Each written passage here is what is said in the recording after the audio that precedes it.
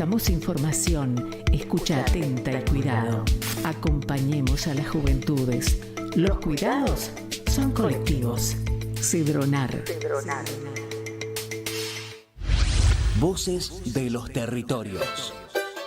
El verdadero relato. Voces de los territorios. Conduce Irma Caupán. Voces de los territorios. Los martes a las 9 de la noche. En Caput. Radiocaput.com. Estás conectado. Estás en Caput. Nosotros, los otros.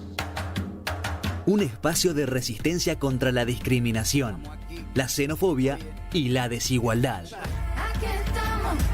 Si las palabras migran su significado, si nos exilian en nuestra propia casa, si la piel rechaza y el color separa, si los dioses discuten sus razones, si los géneros se sacralizan y los sexos no encajan, entonces simplemente seremos otros. Nosotros, los otros. Conducen Larry Levy en Radio Caput.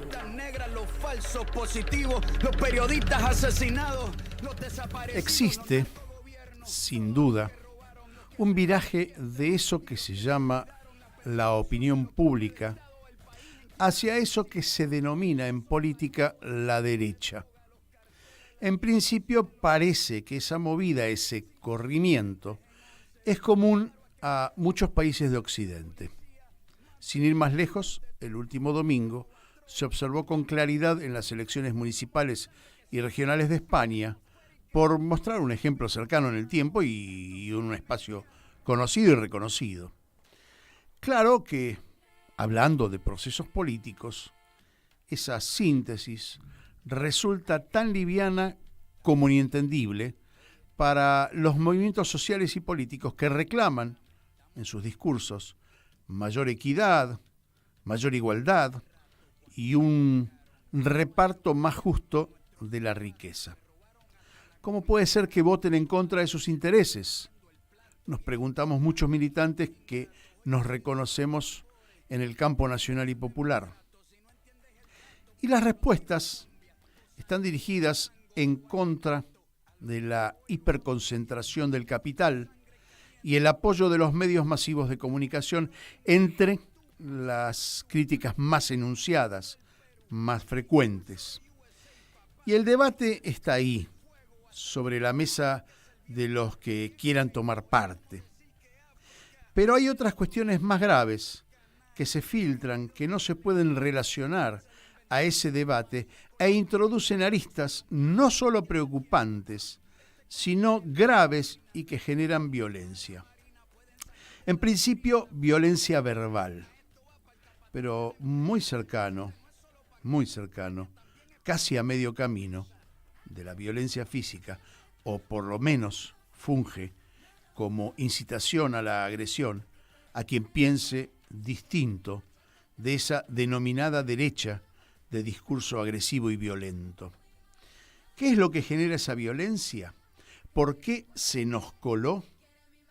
¿Cómo se nos metió ese discurso de odio en medio del debate de la argumentación política? No es política, es odio, y el odio es amorfo y destituyente de la razón.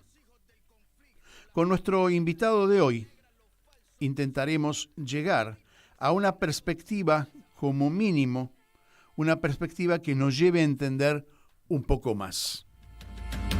Estamos aquí, oye, que estamos aquí. Mírame, estamos aquí.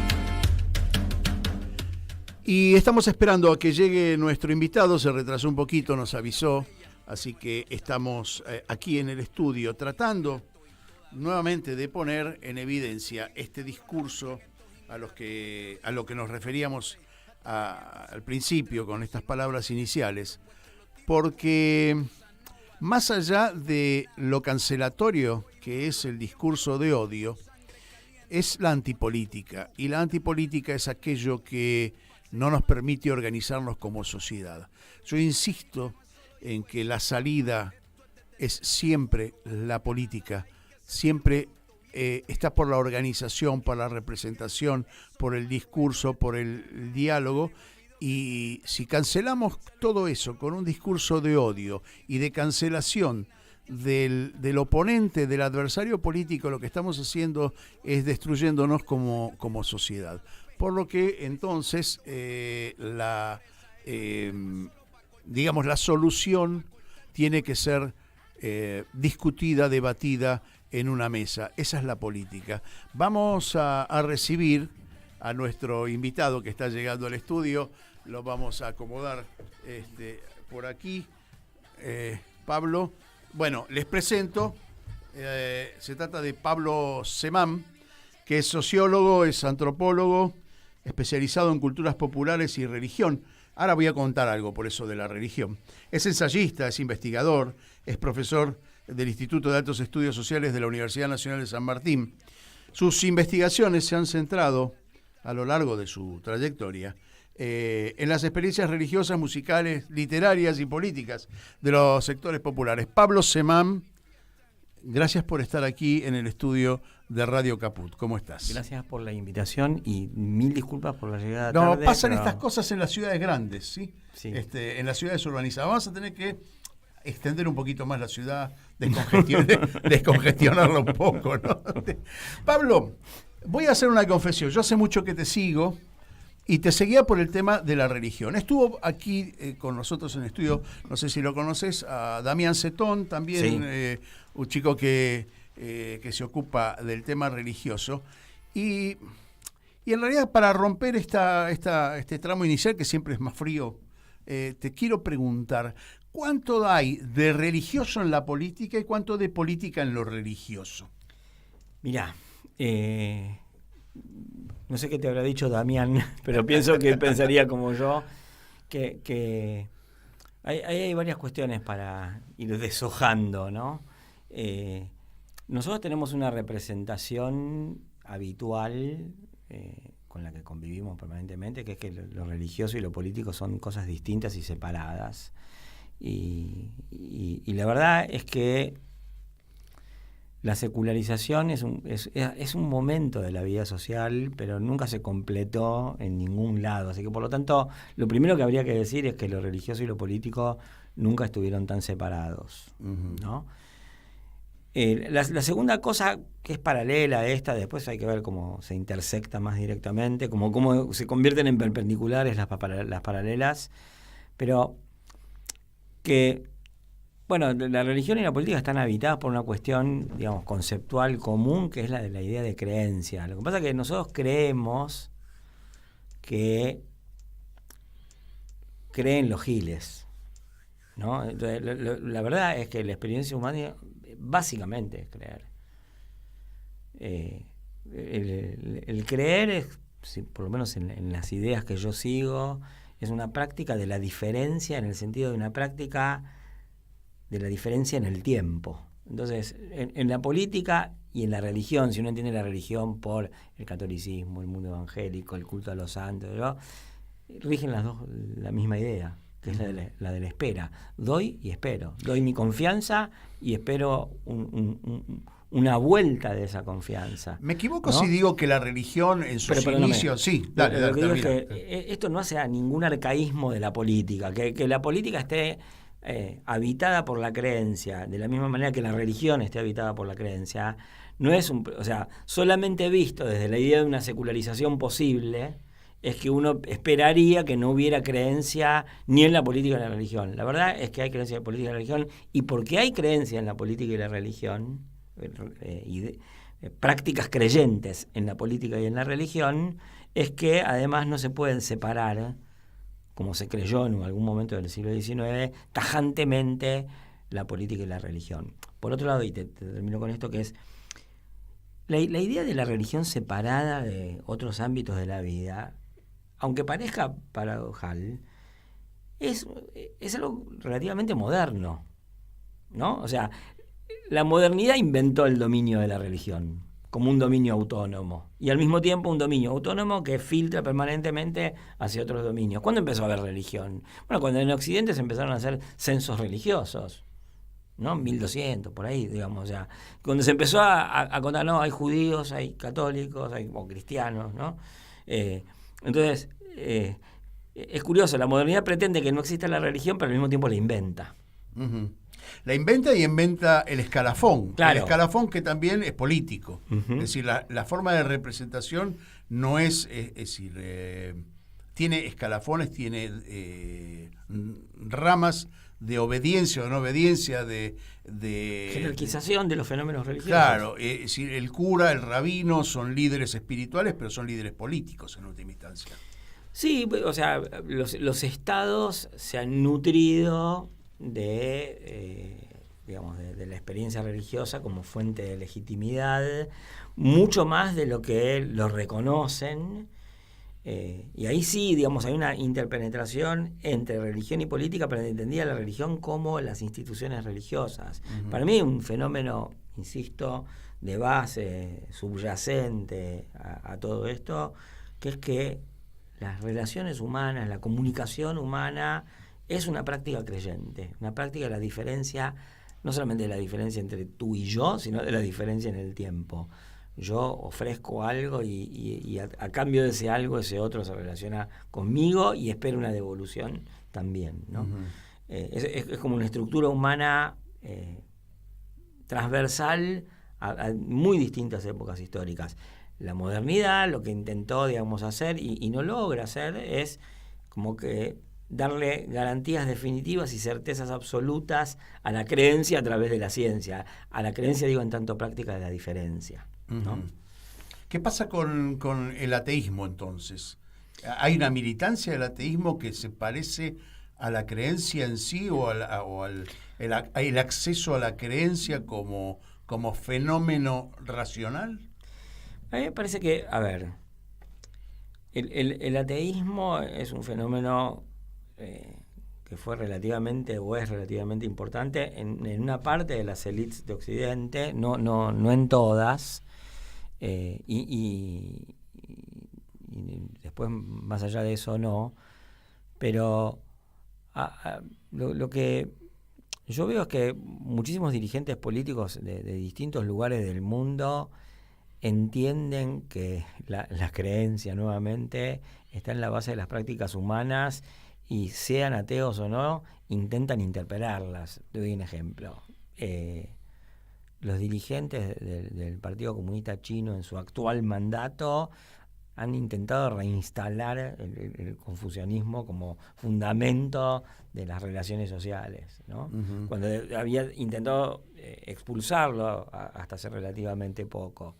Entonces, eso por un lado, digamos, o sea, el ateísmo como proyecto, me parece que no, porque hay digamos, sí, se sienten ateos una parte de las élites, pero incluso la parte de las élites que se siente atea no puede prescindir de la referencia a las creencias para legitimar sus prácticas. Y te pregunto, ¿esas prácticas son disciplinatorias en última instancia? Sí, o sea, como pero todas las prácticas son disciplinatorias, ¿no? O sea, las religiosas, las no religiosas. En todo caso, el ateísmo o la laicidad también disciplinó. Pero después, si los ateos no creen en nada, había otro aspecto de tu pregunta, es en qué creen los ateos, ¿no? Hay un montón de experiencias y de investigaciones sobre experiencias que muestran que, bueno, digamos, nadie se puede sostener ateo todo el día, ¿no? Eso no quiere decir, yo no estoy diciendo que esa es la prueba de la existencia de Dios. Lo que estoy diciendo es, hay apelaciones a principios regulatorios no del mundo o no explicables. Por lo menos la gente, creo yo, tiende a admitir que hay cosas más grandes que uno mismo, porque en general el ateísmo también ha sido una especie de, si se quiere, soberbia humanista, ¿no? Uh-huh. O por lo menos como lo veo yo, no sé si así lo veo, pero y en todo esto hay un fenómeno que es muy actual. Te digo una cosa. Hay un problema. Yo participo de decenas de entrevistas y me encanta hablar de esto. Y uno no puede dar tantas definiciones, no es una clase, no es un curso, pero Yo creo que alguna vez la gente que no practica religiones tendría que interrogarse a sí misma y decir, bueno, está todo bien, yo no practico ninguna religión. Ahora, no es que son marcianos los que practican religiones, sobre todo porque son la mayoría. Entonces, uno no puede normalizar esa situación, ¿no? Claro, Más bien es que, hay digamos, prácticas institucionales e institucionalizadas, las dos cosas, Sí. y hay otras prácticas que son inorgánicas, por llamarlo de alguna manera, Sí. para compararlo con la militancia, ¿no? El ateísmo podría llegar a ser, aunque hay instancias orgánicas del ateísmo, Sí, eso como lo sí. fue, digamos, los partidos comunistas que no propician la creencia. Bueno, todo esto son fenómenos que uno sigue, que trata de interpretar, pero que no están disociados de la vida cotidiana y de la política. Y ahí te pregunto, para introducirnos más o menos en lo que estamos viviendo ahora, tratar de traer cierta, no sé si claridad, pero darle un viso de lógica al análisis, que no siempre lo vamos a lograr, o creo que nunca lo vamos a lograr, pero ¿por qué se cuelan, por ejemplo, lo que está pasando hoy, ese discurso de odio? ¿Cuál es el disparador y cuál es el receptor de ese discurso de odio? ¿Cómo funciona ese mecanismo? Mira, yo, o sea... Lo trato de establecer, por supuesto, Sí. no en lo personal, no en la psicología, sino en sé. lo político, ¿no? Porque lo que está ocurriendo es el discurso de odio en lo político. Sí. La cancelación del otro que no piensa como yo. Sí, lo que pasa es que, a ver, yo desconfío bastante de la categoría de discurso de odio, perdón. Ajá. Dale, O bueno, sea, digamos, para eso estamos, podemos debatir. Bueno, muchos de los que hablan de discurso del odio lo que quieren plantear es que el odio es el otro, y yo no tengo nada que ver con eso. Y en general, digamos, los mismos que hablan de discurso del odio plantearon previamente al discurso del odio un antagonismo constante, total, digamos, una lógica amigo-enemigo. Entonces, a mí me parece que digamos, esto no quiere decir que yo niegue, por ejemplo, y que me parezca horrible el atentado a Cristina Fernández de Kirchner. No, pero vamos a una cosa, antes de ir al atentado. O el odio a los pobres, que también existe. Lo que yo digo es que... Pero digamos, cuando un Milei te dice hay que arrasar con todos los zurdos, Sí, hay sí, que sí. matarlos a todos. Sí. O como ¿Es cuando, un discurso de odio sí, o no? Sí, también como cuando mucha gente dice no se puede hacer un país con esta gente, no sé, o sea, porque Claro, bueno. los nuestros, Sí. si contás todas las veces que dicen no se puede hacer un país con este, no se puede hacer un país con el otro, tampoco los nuestros quieren hacer un país con mucha gente. Acá, ¿no? no, Entonces, yo cuando vos decís los nuestros entiendo que hablas del campo nacional popular, entre por lo comillas, menos, entre comillas. por supuesto. Porque no lo quieren hacer Para- con los odiadores, no lo quieren hacer con los evangélicos, que son el 15% de la población, no lo quieren hacer con los católicos que no son de Francisco, tampoco entienden las religiones, no lo quieren hacer con los pobres de derecha, no lo quieren hacer con la clase media, y bueno, entonces ¿con quién lo quieren hacer? Con lo que ellos imaginan que es la matanza y con Palermo Bueno, Hollywood. ya que hablaste de Cristina hizo una apelación a tener que hablar con el otro. Ahora, yo te hago otra pregunta. Entonces, digo, lo que nosotros llamamos discurso de odio, Sí. yo digo, es la forma de apuntalar simbólicamente prácticas excluyentes que entiendo que vienen desde diversos lugares y que, digamos, se retroalimentan desde todo el sistema político. Y a mí me parece que, a ver, como lo escribí en una nota hace poco, apelando a una frase de Yukio Mishima que dice algo así como que los insensibles creen que lo malo llegó cuando ven la sangre. Lo que pasa es que cuando la sangre llegó, Es la que está la tragedia, muerte, está la la tragedia. tragedia había empezado mucho antes. Bueno, nosotros estamos en una situación espantosa, horrible. ¿La ves Y ahora a digo, nivel nosotros, internacional esa? sí, nosotros como país, nosotros como sociedad, porque, digamos, esa dinámica de enfrentamiento, que además es una dinámica empobrecedora de la política, de la sociedad y de la economía, ya se estableció y nosotros no vamos a salir de eso. La verdad es que no vamos a salir de eso. Vos Sí, soy pesimista, claro que soy sos pesimista. Soy absolutamente pesimista. la Y me parece que los que no son pesimistas son cobardes. ¿Por qué? A ver, explícate. Porque, digamos, o sea, yo hablo sobre todo, digamos, en referencia y en diálogo crítico, sin ninguna concesión al mundo cultural que llamaría propio, aunque yo no sé si pertenezco a ello, si me permitirían la entrada, incluso te agradezco que me hayas invitado a esta entrevista. Pero lo que yo pienso es así. Antes que sigas te voy a hacer una referencia. Aquí estuvo Martín Coan y hablamos del disenso. Es decir, Claro. de no cancelar el disenso, porque una sociedad se construye con el otro también, con el otro Claro. que no piensa como yo. Si todos pensasen como yo sería muy aburrido. Ahora, los límites de ese pensamiento aceptable para la organización política, para la convivencia política, para armar un país, ¿tiene límites esa convivencia? Yo supongo que sí. Bueno, pero una cosa un es tipo una que me límite- quiere matar a mí Pará, por dale. lo que yo pienso, y yo no lo quiero matar, pero el tipo me tengo que defender. Sí. Por lo menos argumentativamente lo digo, Ujú, ¿no? Es ujú, decir, ujú. Sí, pero yo te quería decir otra cosa antes de esto, que quiero retomarlo. Pienso que el pesimismo es cobardía porque, digamos, en el mundo propio se ha instalado una idea de una lectura totalmente baladí, a la violeta, de, ay, el optimismo de la voluntad, la moneda está en el aire, medio vasoyenismo, todas esas cosas, son estupideces. Sí, sí, sí. O sea, sí, la realidad siempre es maleable, pero no es maleable a voluntad, y hay indeterminación y hay margen de indeterminación. Hay un Pero, pragmatismo del pensamiento que tiene que estar puesto en el juego. Pero también hay un montón de cosas que son objetivas y nosotros estamos discutiendo cuestiones de una sociedad que está cada vez más corrida hacia ciertos parámetros. Entonces, en ese contexto, esa idea de interponer el optimismo de la voluntad para no decir lo que pasa, para no ser pesimista preventivo, me parece que es cobardía. Hay que asumir que las cosas están muy mal. Esa es la primera cosa. Después la otra cosa es, ¿sabes qué? Ya es tarde, como te lo decía antes, porque esta discusión sobre con quién vos podés conversar, ¿no? estuvo mal planteada, pero estuvo mal planteada desde hace 10, 12 años. Entonces, nosotros, los propios, digamos, seguimos conversando sobre poner límites y jugar al patrón de la vereda, digamos, siendo que esa jugada salió mal y sigue saliendo mal y nunca salió bien y la quieren repetir. Es como el fumador que quiere repetir la experiencia gratificante de la primera vez que le gustó, que es mítica. Y entonces, te digo, la prueba de esto es que, y perdón que lo diga, pero digamos, Cristina con el 54% era la centralidad de Cristina. Cristina con el 49%, o Scioli con el 49%, era la centralidad de Cristina.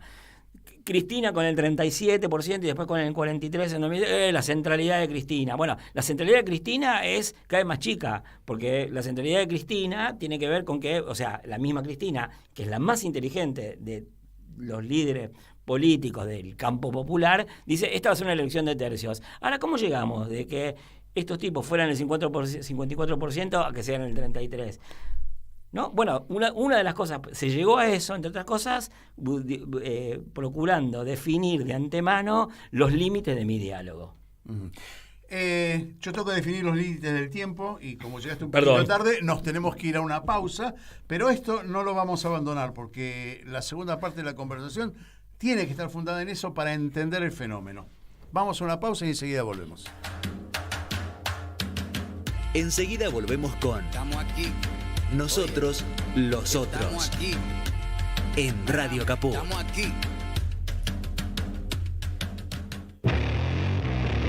Mandanos un WhatsApp. Mandanos Sarasa y Noticias. 11 65 16 44 46. Noticias. Economía. La Argentina participó en la reunión anual del nuevo Banco de Desarrollo de los BRICS. En el encuentro estuvieron presentes el presidente del Banco Central de la República Argentina, Miguel Pelle, y el encargado de las relaciones con los organismos multilaterales y titular del INDEC, Marco Labaña. El titular del Palacio de Hacienda tiene previsto mantener una reunión bilateral con Rousseff el jueves en base a la agenda que tiene programada el ministro en el marco de su visita a China. Gremiales.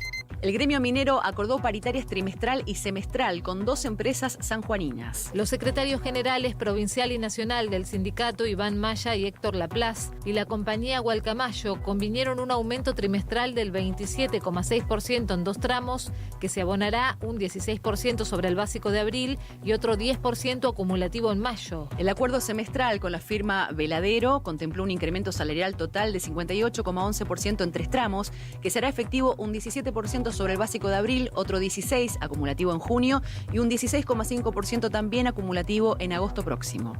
Internacional.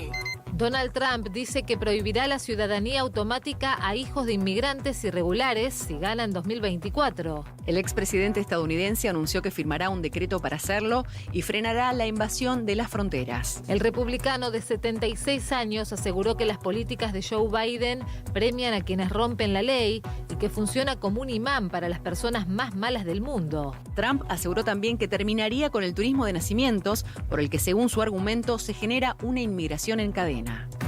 Más información en telam.com.ar.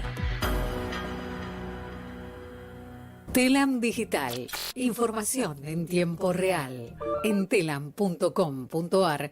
Toda la información que necesitas.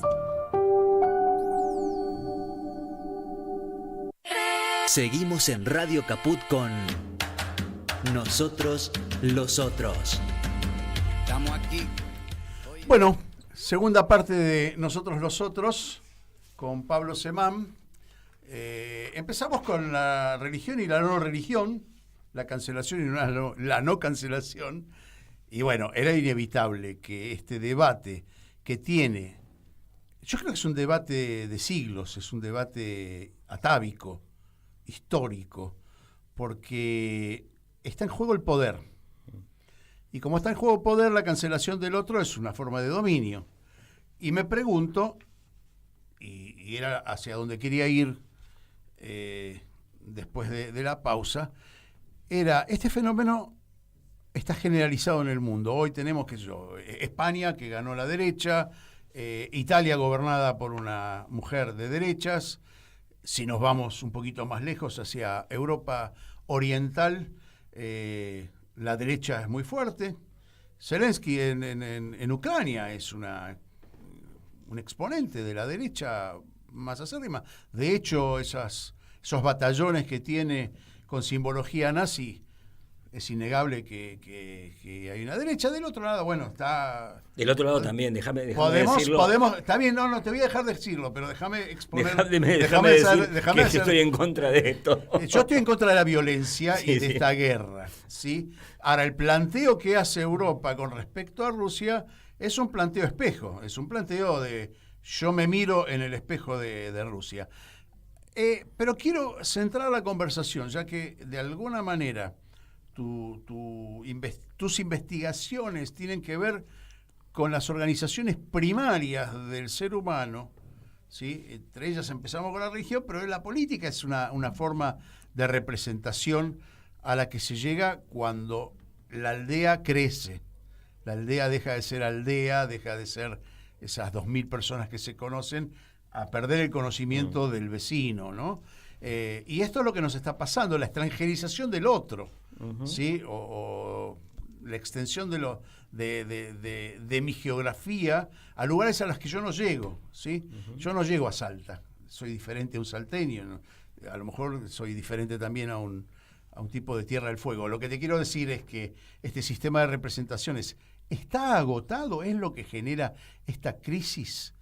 Sí. Déjame que te diga una cosa antes, porque yo, sí. yo creo que lo de Ucrania es una invasión. Creo que Putin es autoritario y creo que Putin tiene a su derecha cosas horribles y no hay más que ver los discursos en el Parlamento ruso para ver la clase de monstruos que hay en este momento en Rusia proponiendo cosas peores. Y creo que es un gran problema de la cultura, digamos, de izquierda, que de la misma manera que los neoliberales son indolentes con los ajustes, la izquierda es indolente con las razones geopolíticas. No sé, todos se ponen, no, porque la geopolítica, el Departamento de Estado, y todos creen que saben. Yo no tengo la más puta idea de geopolítica, no sé, y no voy a discutir de nadie con geopolítica, pero creo que lo de Rusia en Ucrania es una invasión.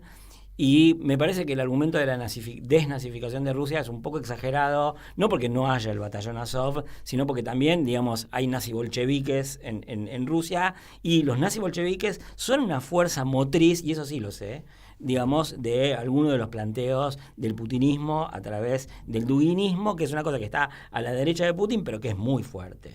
Entonces, y esto no es para compensar nada, que yo digo, mi no, posición. Yo tengo una posición diferente con esa, pero quiero explicitar la mía. No quisiera estar bajo Putin, por ejemplo, ¿no? No, claro, o sea, porque acá están todos los que decían, ay, Cristina y Putin se aman, o Alberto diciendo la puerta de entrada, qué sé yo.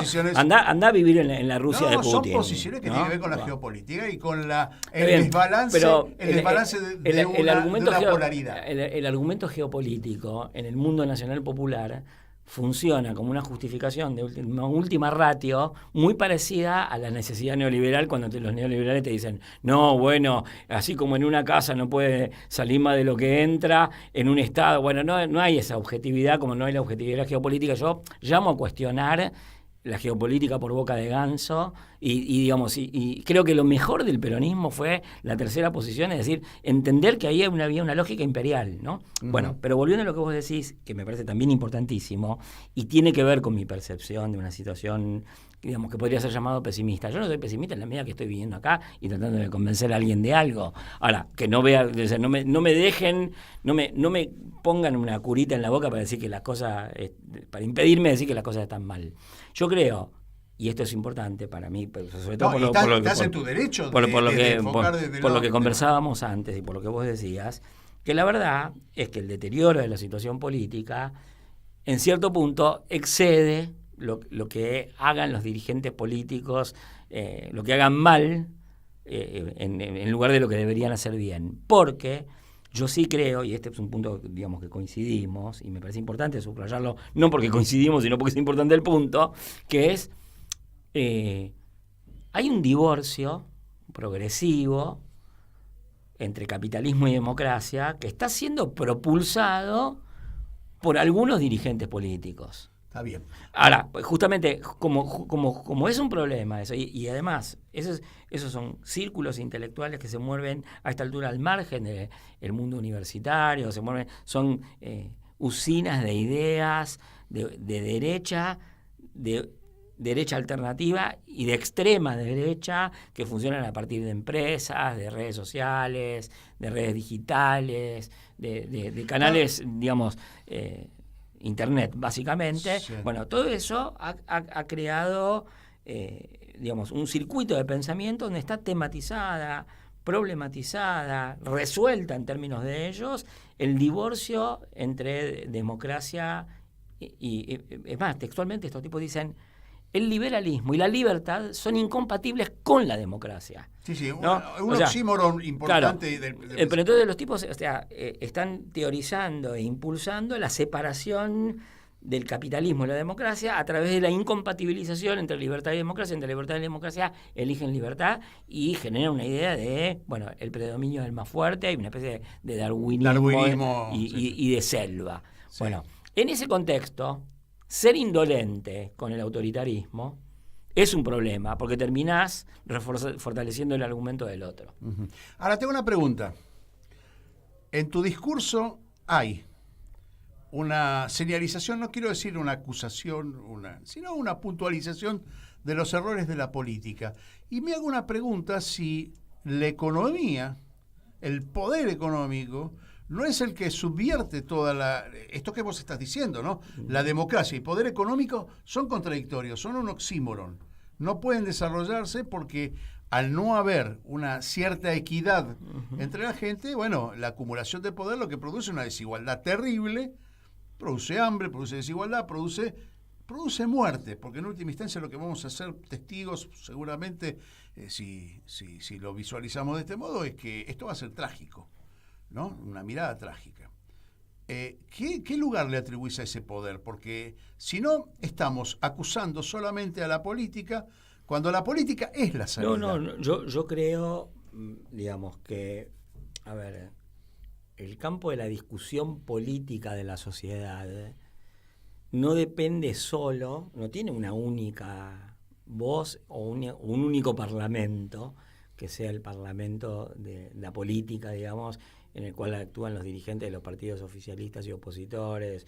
O sea, me parece que el debate público, que es un debate, por otro lado, no es un ágora ateniense, es un debate público oscuro, violento, donde se están procesando. ¿Siempre ha sido así? Probablemente, la verdad es que, o sea, no me siento en condiciones de responder, de darle un fundamento de por qué pienso que tal vez antes lo era menos, pero creo que sí, antes lo era menos, al menos en Argentina, con, digamos, con muchos matices, porque en Argentina de exterminar se habló muchas veces, ¿no? Entonces tampoco uno debe decir que siempre fue el debate democrático. Me parece que en los últimos 40 años de democracia, cierta invocación a la paz, cierta sanción a la violencia política, tenían un peso enorme y me parece que ahora lo tienen menos. Pero, entonces, digamos, en ese debate público que está deteriorado ahora, obviamente que intervienen voces que no son de los partidos políticos o no son de los partidos políticos tradicionales y son voces que abogan por el divorcio de democracia y capitalismo. Y son voces, digamos, nacidas o sostenidas por el poder económico, sí, claro que sí. Eso, no sé qué, o sea, no es personal, digo, ¿qué tipo de ingenuidad habría que suponer en mí como para que no? ¿Qué clase de pelotudo soy? No, yo no soy eso. Pero lo que digo es que eso tampoco se resuelve en bravuconadas de militante estudiantil, donde decimos, bueno, a este no lo escucho por esto, a este no lo escucho por otro. Si yo hago la lista de lo que no quieren escuchar, y bueno, no queremos escuchar a nadie. Uh-huh. Nos quedamos solos. Y sí. Uh-huh. Como dijo Cristina, ¿no? Si yo digamos, me quedo sola, digamos, desde el punto de vista de ellos, si yo me quedara solamente con los que me son absolutamente leales, hablo con Máximo y con el pueblo. Bueno, ahí tenés el llamado, ¿no? Que yo entiendo que hizo y que me parece fructífero para la política. Si va a tener eco o no va a tener eco, si se va a poner en práctica o no se va a poner en práctica. Para que sea fructífero, tiene que tener eco. Claro, bueno, por supuesto. No es ella la responsable del eco, lo tiró eso de la responsabilidad hacia la militancia. Después veremos lo que pasa con la calidad de los dirigentes que tenemos. Me parece que es importante que una estadista como ella pueda decir una cosa así, sea escuchada y que la gente labure en función de esa escucha. Si no, estamos, digamos, empecinados. Bueno, pero por ejemplo, yo digo, a ver, porque viste, en este mundo de gestos extremos, que es lo que nosotros no estamos haciendo, yo pensaba, si alguien me dice en la cara que digamos, me relativiza lo de que Rusia es una invasión, yo me levanto y me voy. No me fui, me quedé ahí escuchando. Yo te lo relativizo, pero no importa. Yo pero, porque lo miro desde una mirada, está bien. Lo emito desde esa opinión, la emito desde una mirada donde no admito yo particularmente, y esa es mi posición, la unipolaridad de este mundo. Bien, pero lo que digo es que podemos hablar. Yo prefiero, más allá que no viviría bajo el régimen o bajo el gobierno de Putin, eso ya te entendí. Entiendo que tiene que haber y como tiene que existir China y como tiene que existir India, digamos que tiene que estar repartido ese poder para que ese poder no me joda, para que no sea es un argumento, ¿sí? Es un argumento, pero es algo que podemos conversar difiriendo. Sí. Uh-huh. A eso voy. Sí, me parece perfecto. ¿Cómo sigue esto? Porque, a ver, yo te nombré lo que pasa internacionalmente. Pues está pasando lo mismo en España, está pasando lo mismo en Italia. No tenemos la exclusividad de esta disputa entre lo que parece ser la razón y la sin razón, que no es así, no es una compulsa entre la razón y sin razón, sino es una compulsa provocada por algo. Bueno, la acumulación del capital es una de las razones de lo que está pasando a nivel internacional. Pero yo quería decirte algo que tiene que ver con la respuesta a eso, pero es anterior. Dale. Que es la comparación con Europa. Las comparaciones se hacen más que para establecer igualdades, para ver diferencias, ¿no? Claro, y entonces yo lo que creo es que lo que pasa en América Latina en general, no solo en Argentina, y Brasil es un caso, es mucho peor que lo que pasa en Europa. Porque, a ver, en Europa hubo un proceso de radicalización y asalto al estado de bienestar y separación o divorcio, por lo menos duermen en camas separadas el capitalismo y la democracia. Pero eso en Europa tiene... ¿Eso lo afirmás también con Alemania, por ejemplo, hoy? Tiene topes institucionales, ¿no? Donde Meloni no puede hacer lo que decía que iba a hacer, donde está el propio Orbán, que es tremendo. no sé si ahora, digamos, porque como cuando se volvió putinista dejó de ser tremendo, pero no, es tremendo, ¿no? Entonces, Orbán, que es tremendo, no puede hacer exactamente todo, pero hace cosas que la Unión Europea jamás hubiera imaginado que pasaran en ese territorio. En Polonia también hay con algunos límites. En América Latina, esos límites institucionales no están. Entonces, la derecha, el bolsonarismo fue mucho peor que Orbán, que los polacos, o que Italia, o que lo que vaya a hacer España. Esa es una cosa. La otra cosa, que es muy importante en la diferencia, es que América Latina, y esto fue visto por la sociología clásica latinoamericana, que habría que recuperarla, es el capitalismo creció produciendo una masa marginal, que no es lo mismo que una masa de marginales, ¿no? Población excedente. Entonces, los procesos de radicalización política tienen en esos excluidos una población a interpelar muy fuerte, y entonces los procesos de radicalización por derecha en América Latina, para mí, por esas dos características, de no tener topes y tener audiencias extensas, tienen dos características que son más abruptos que en Europa, donde llevaron 40 años y acá se hacen en 15, y más profundo, porque las consecuencias del bolsonarismo, o sea, un poco esa idea de optimismo idiota, de ay, la ola latinoamericana, gana Lula, gana Castillo, qué sé yo qué, habría que hacerla, digamos, si alguien no se dio cuenta que eso no funciona por olas, y que la segunda ola latinoamericana fue mucho más débil, si quieren seguir hablando de olas y de fenómenos hidráulicos y qué sé yo qué, la segunda ola fue mucho más débil que la primera. Entre otras cosas, habría que ver qué es lo que dejó el bolsonarismo, porque a Lula le está haciendo muy difícil cambiar las cosas, más allá de que yo pienso que Lula tiene una estrategia correcta, pero es muy problemática la estrategia de Lula. Hoy, esta mañana, tuvimos un contacto en otro programa que hacemos a la mañana con Hugo Gullman, con Grecia.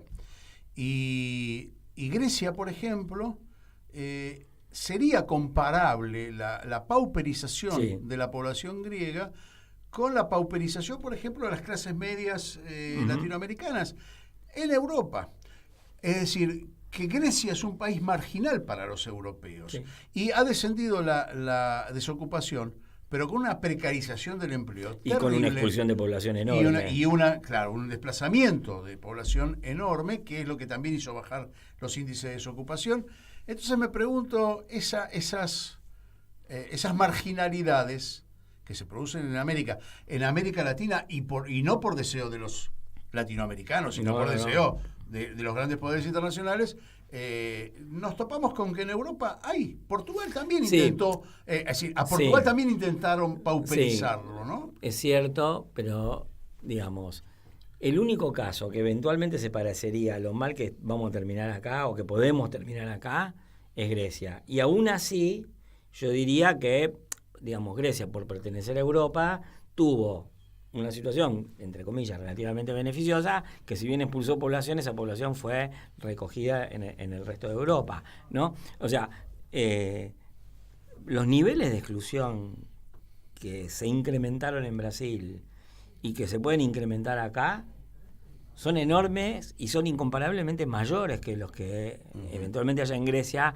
que es el peor caso de Europa. Yo te diría, a favor de mi argumento, que es el peor caso de Europa igual es mejor que el mejor caso de América Latina, eventualmente, porque, insisto, vuelvo, el tema del bolsonarismo es importantísimo. Y ahí te voy a contar otra cosa que para mí es mucho más importante, o sea, aunque todavía no se ve eso, pero es, en Uruguay, donde la izquierda perdió por poco, donde todo el proceso político de gobierno de la izquierda había sido muchísimo más consensuado, la derecha se hiperradicalizó. O sea, hay cosas que nosotros no las tenemos en cuenta, no sé, en parte porque no se lee, en parte porque no va todo el mundo a ver la política uruguaya, pero el gobierno de la calle Pou hizo un decreto ley de 483 leyes y lograron hacer cosas que no había logrado hacer ni Sanguinetti ni el viejo Valle, ¿no? Entonces, cuando vos decís,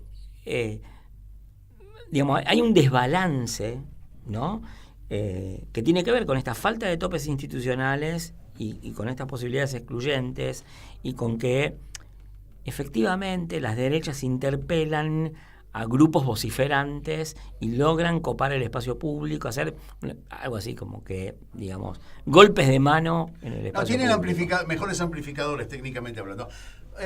Nos quedan muy poquitos minutos. Yo te quiero preguntar, no te voy a pedir un modelo a citar como modelo a emular, pero ¿qué sociedad ves con posibilidades reflexivas que nos lleven un poquito más a la equidad, un poquito más a la igualdad que se esté desarrollando en este momento? Si bien el mundo se lo ve bastante oscurito, ¿no? No sé, son sociedades que a nosotros nos quedan muy lejos, que supongo yo, las sociedades escandinavas tenían o tienen patrones mejores. Pero ¿sabés qué? Estaba buscando, no era porque estaba viendo mensajes de WhatsApp mientras vos me hablabas, sino que sabiendo lo que me ibas a preguntar, y como a todo el mundo le gusta el optimismo, digo, yo no creo que no se puedan hacer cosas, pero primero es saber lo que pasa. Sí. Ahora, tener una lectura correcta y con dimensión. Ahora, el otro día, un amigo, que no voy a nombrar, porque no sé si quiere que lo nombre, me recomendó una nota que voy a recomendar para que lean, que yo tardé en leerla, porque lo que me recomienda, la nota es de alguien que es conocido de este mundo, que es Antoni Gutiérrez Rubí, y que asesoró a políticos del peronismo, no sé si a la misma Cristina, qué sé yo, y él me la mandó, y yo dije, este es un montón de huevadas de todos estos que son optimistas, y que yo estoy en contra, y qué sé yo qué, pero tiene una especie de decálogo de qué cosas se pueden hacer para evitar que las cosas sean tan peores como amenazan serlo. Uh-huh. Entonces, se llama Decálogo para comprender y competir con el nuevo autoritarismo, y da una serie de indicaciones muy sencillas y muy cumplibles, que pueden ser un plan de acción en una situación de repliegue, porque acá todo el mundo se cree a la ofensiva y todo el mundo se cree que gobierna algo, y en realidad, bueno, si se la pasaron hablando durante 14 o 15 años de hegemonía, bueno, lo que hay que saber es que quienes gobernaron en nombre del pueblo, no eran hegemónicos. Yo lo lamento. O sea, tuvieron un acceso privilegiado por muchos años a los aparatos del Estado, pero era la ilusión de la hegemonía. Una ultimísima cosa, tenemos 30 segundos nada más.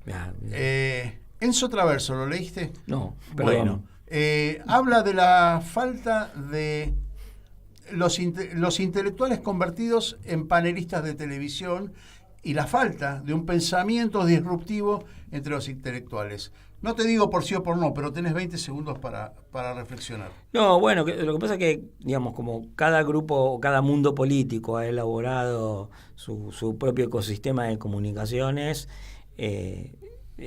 también hay que ser disruptivo respecto de los propios, que, digamos, solo quieren espejos. Yo soy la piedra en el espejo. Trata de no romperlo porque da 7 años de mala suerte. Pablo Semán, te agradezco que hayas llegado aquí al estudio de Radio Caput, a nosotros los otros. Te invito a que dentro de un año quizás nos volvamos a sentar en este mismo estudio. Bueno, dale. Y evaluamos lo que pasó en función de lo que dijimos. Nadie hizo predicciones, por otro lado. O sea, por suerte. Martín Loza es quien condujo los controles del programa. Gracias, Martín. Y gracias de nuevo, Pablo Gracias Semán. por la conversación y disculpame la llegada tarde. No, estás disculpado, lo importante es eso. Fui víctima de un episodio de cancelación. Muchas gracias por haber estado aquí. Aquí termina Nosotros los Otros de esta semana. Aquí estamos, siempre estamos, no nos fuimos, no nos vamos. Aquí estamos pa' que te recueste, si quieres mi machete te muerde. Hasta aquí, Nosotros los Otros de hoy. Los esperamos el próximo martes a las 17 horas. Aquí, en Radio Caput. Las guerrillas, los hijos del conflicto, las pandillas, las listas negras, los falsos positivos, los periodistas asesinados, los desaparecidos, los narcogobiernos.